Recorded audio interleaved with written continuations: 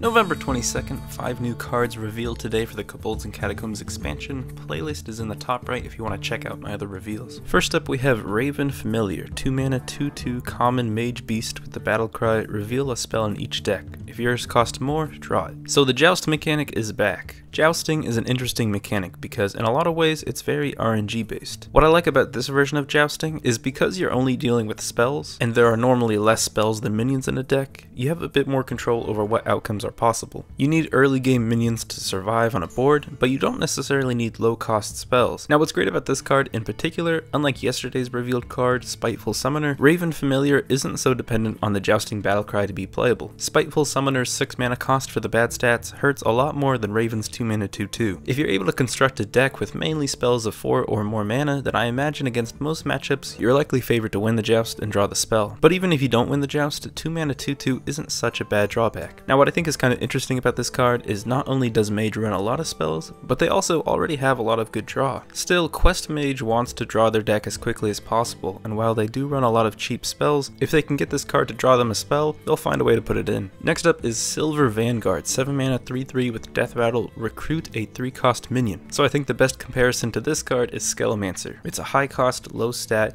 with the Death Rattle that summons you a big minion. But there are two advantages Silver Vanguard has over Skelemancer. First, the Death Rattle doesn't have the requirement of activating on your opponent's turn. So instead of having to taunt this card up, you can just attack it into an enemy minion. Second, Silver Vanguard recruits the 8-cost minion, meaning it will pull that minion from your deck. This means if you're playing Paladin, you can put Tyrion and Rag in your deck, guaranteeing you a good pull. And some neutral cards like Charged Devilsaur and Lich King can fit into any class. But I think the best fit for this card, and I'm convinced I'm delusional by now, Hunter. A Death Rattle Hunter deck with Devilsaur Egg, Seeping Oozling, Death Rattle activators like Carnivorous Cube, and you might as well throw in Katharina Winterwisp in there, but I'm starting to see how Hunter is going to be the best class to take advantage of the few really powerful Death Rattle cards. And the more powerful Death Rattle cards you print, the more activators you'll be able to use, and the better the deck will synergize. Now Hunter's only 8-drop is Giant Sandworm, which I personally enjoy, but the neutral Charged Devilsaur and Lich King are probably going to be enough to run at least one Silver Vanguard, and be able to almost always recruit one of those cards from your deck. That's the big no-no of this card. If the Death Rattle is silenced, or you don't have any 8-drops in your deck, this card will lose you the board. It's a really risky card, much riskier than Skelemancer, but if it's ever going to work in a deck, big Death Rattle Beast Hunter may be the place. And also, maybe stepping out of the Hunter-obsessed craze, Paladin's strong 8-drops and minion buffing might allow this card to work as a one-off for big board swings. Still, I think the risk to reward is not going to be worth playing this card as solely just the minion in most decks. As of right now, I think Hunter is its best bet, albeit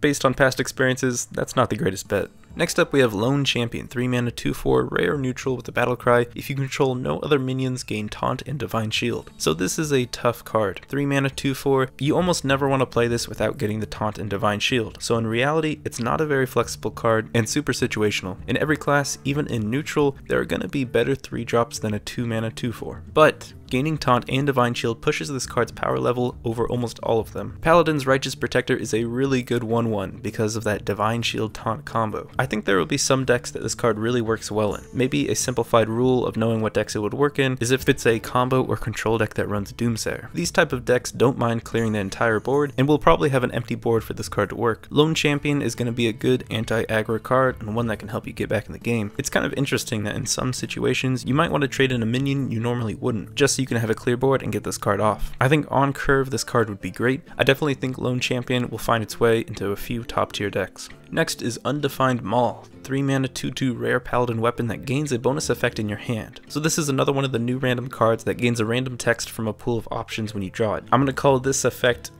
Drawing Imprint, or EDI from now on. To explain, basically you draw an effect, which is one of the random versions of the card you could get, and then you imprint that version of the card onto the original one. And there are 4 different battlecry effects Mall can imprint. Champion summons 2 1/1 Silverhand recruits, Sacred gives your minions taunt, Blessed gives your minions +1 attack, and Purify gives your minions divine shield. So I'm starting to see the design idea behind EDI cards. I originally bagged on Unidentified Elixir because the additional RNG of which effect you imprinted on the card just adds unnecessary randomness. And this randomness can make for more unique gaming experiences because the card you put in your deck won't always be the same card that you play. But here's my opinion. If you want the card to be powerful enough to work in a deck, the pool of random effects have to be strong and around the same power level. This means the value needs to be consistent, where no matter which one you get, it will still add value to your game plan. I think think Unidentified Mall's effects are a lot more unified and powerful than Unidentified Elixirs, so I definitely think it's more likely to see play. The catch to this is if you want EDI cards to actually be fun, don't have 3 out of the 4 options work in an aggro deck. It's a weapon, that's aggro. Summoning 2 1/1s, that's aggro. +1 attack to all of your minions, that's aggro. Divine Shield, that's great for any deck. Taunt, well, Taunt is actually the bad one. But the point is, while Aggro Paladin is only a tier 3 deck right now, 3 out of the 4 effects are too aggro for my liking. And going back to my previous rule, if maybe only 2 out of the 4 would work for aggro, then aggro probably couldn't run it. But instead, I think because 75% of the time this card will work, it's going to be really strong for Aggro Paladin. It will be so strong that they'll need to run this card. This means the aggro player will be unhappy when the 1 out of 4 chance happens, but they still can't take it out of their deck because it's such a strong card when it works that other 75% of the time. And as an opponent, they'll probably be pretty pissed when you get the 1 out of 4 chance of Divine Shield or 1 out of 4 chance of +1 attack. Anything that ends up screwing them feels like a 1 out of 4 chance for them. I really hope that I'm overestimating the card's value. I just think that the cost is so low and the weapon stats are fine enough that the additional board buffs for an Aggro Paladin are going to be too much to pass up on. I do have some hope that even if Aggro Paladin gets better with this card, there will be other decks introduced in the meta, and hopefully they'll be able to push Aggro Paladin down. But let it be warned, I think if Aggro Paladin is good enough, and it sees enough play on the ladder, this card is going to be in there, and it's going to get real annoying dealing with this card's RNG. But last up, as a nice little positive, we have Grumble World Shaker, 6 mana 7/7 Elemental Shaman Legendary with the battle cry, return your other minions to your hand, they cost 1. What the? This card is amazing! Grumble works well for elementals and really any battle cry cards, especially in Shaman where a lot of the battle cries are pretty good. In addition, playing Grumble allows you to basically heal all of your minions on the board to full health for only 1 mana apiece. This card even lets Murloc Quest bounce more Murlocs. Most importantly, the card's statted well enough that it can actually see play. I am in love with this card. I thought Shaman was really getting the poopy finger from Blizzard lately, especially with their legendary weapon, but I think Grumble is a legitimately good legendary that can take advantage of some of the strong Shaman Battlecry cards. Now, just because I like the card doesn't mean it's going to go into every Shaman deck. This is not a Bloodlust style card, and the Murloc Quest thing was mainly a joke. Elemental Shaman is the obvious intent for this card. It allows you to play the expensive, powerful Battlecry Shaman elementals like Stone Sentinel, Calamos, and maybe Alakir. It also works in Evolve Shaman, letting you retrieve some of your RNG goodies to reap the Battlecry effects,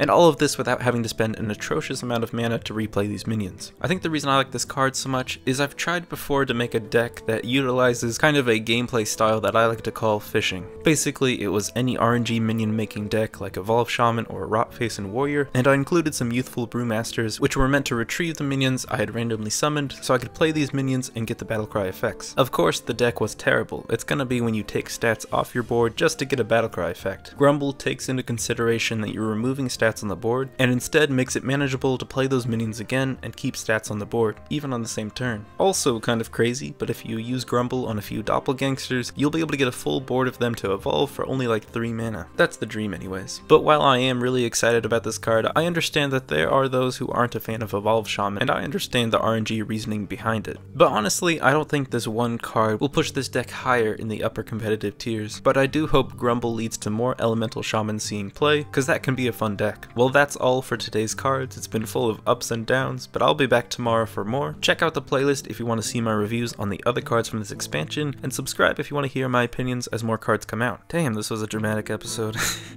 It's been a pleasure, and until next time, ta-ta!